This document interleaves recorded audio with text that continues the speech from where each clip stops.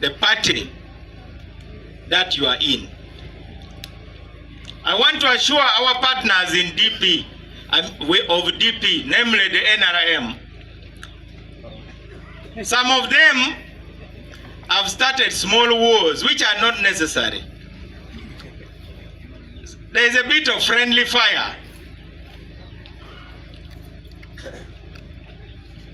In Gulu City, the political temperature is rising, and at the center of the storm is Democratic Party President General Norbert, newly returned to elective politics, newly energized, and now raising a question that has rattled both DP and the NRM. Why is the ruling party fielding candidates in areas where the cooperation agreement says DP should stand unchallenged? Ideally, where there is a DP candidate, there shouldn't have been an NRM candidate. And where there's an NRM candidate, there shouldn't have been a DP candidate.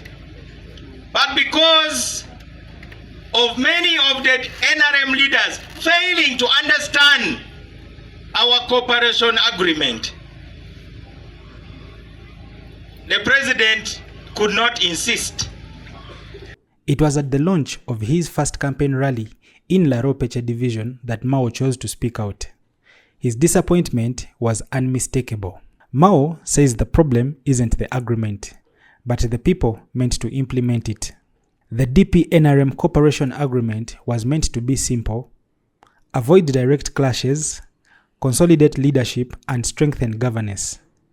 But here in Acholi, says the understanding has been lost, replaced by panic, fear, and political suspicion. Many NRM leaders fail to understand the agreement. Even the president could not insist. His message to NRM is both a warning and a reminder. If you send bad leaders, your party will suffer. Uganda needs the best possible leaders, not those just who need to be told what to say in parliament. I know many of them are simply worried, particularly those in Acholi, that we are going to lose elections. Mao is going to be moving around. I want to assure you, the purpose of this campaign is to get the best possible leaders for our people. I want NRM to send the best of the NRM. If you send bad NRM leaders, your party will suffer in the next election. The way in some places the party is going to lose because they sent, like in Aswa, they sent an MP who came and gave a report to the voters that, you know, when you go to parliament, you just don't talk anyhow. You have to be told what to say. Now, how can you have such a leader? That's a scandal. However, the biggest shock came when Mao made a bold revelation that President Museveni himself instructed the NRM Secretary General to secure a constituency for him. So, why? Mao asks, are NRM candidates sabotaging him right now? The cooperation agreement came at a price. He says DP withdrew him from the presidential race to protect Museveni's support in Acholi, something which he calls a huge sacrifice. This, he argues, should earn DP respect and not hostility. Norbert Mao's rally also became a call for quality leadership. He compared politics to a football team. Acholi's first 11 are the best leaders fielded for the region's future. I don't agree with those who say, that's why in DP, if we know you are not a good leader, we stop you even at the gate. We say, don't even come. Why should we make Ugandans suffer? Imagine if you have a hospital and you are recruiting doctors who failed examinations. That means you want your patients to die. If you care about the patients, you get the best possible doctors. The people who are around me here are solid. I know some people will get elected who are not really the best. But let's fight to have the best possible Acholi 11. Like we were in 1996. Around me, I have those who qualify to be in the first 11. Noya is here. Aswa in Gulu is here. Badege Laibi is here. Achua West is here. We have Noya County is here. For Parliament, I'm there as the team captain. He urged candidates to restore hope, understand the new political landscape, and speak differently to the people's economic struggles, from village saving groups to shifting campaign practices. With limited resources, Mao insists his campaign is about facilitation and not bribery. I left this place 20 years ago. I last campaigned here in 2006.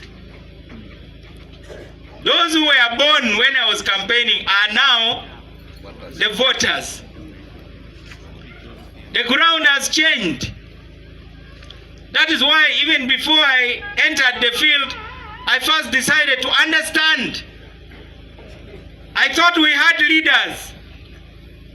People have reported that Mao, you are the last person who used to call rallies and report to us what is happening to Parliament.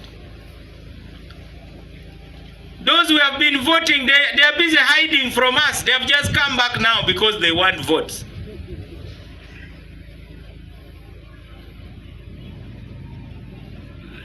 So my colleagues who are candidates for Parliament, your job is to go and tell the people that you are going to restore hope in leadership.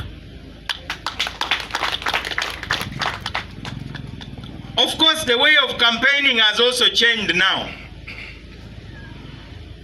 We now need to look at organized groups, the village savings and loan associations.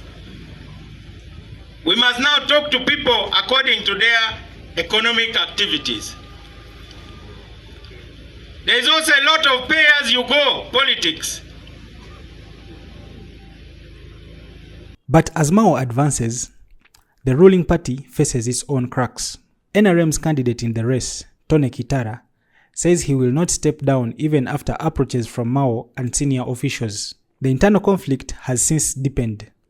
A number of members in Gulu openly support Mao, dismissing their official flag bearer. Other leaders like the Gulu City NRM chairperson Gift Abba are silent. Mao's return has reshaped the race for Laroo Pece.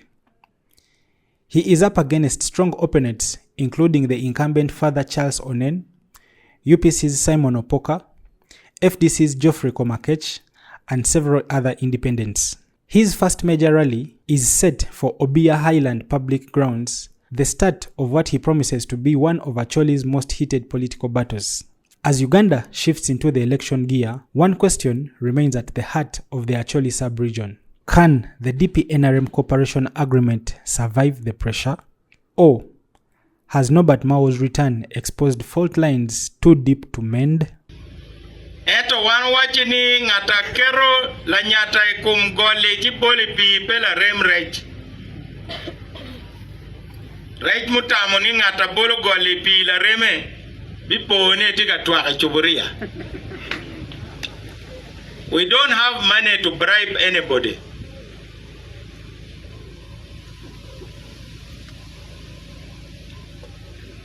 The money we are looking for is to facilitate the campaign so that those who move with us don't have to spend their own personal money.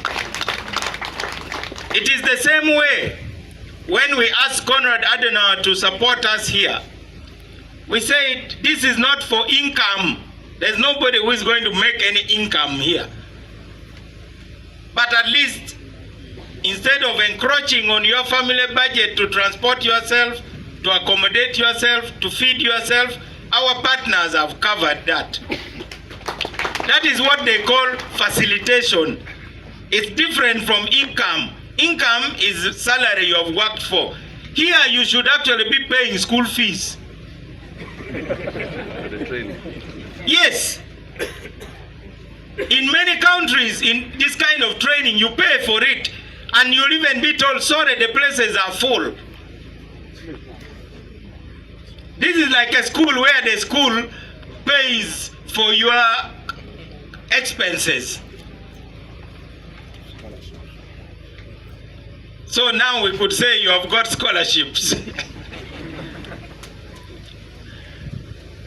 Now, as president of DP, I want to promise the following.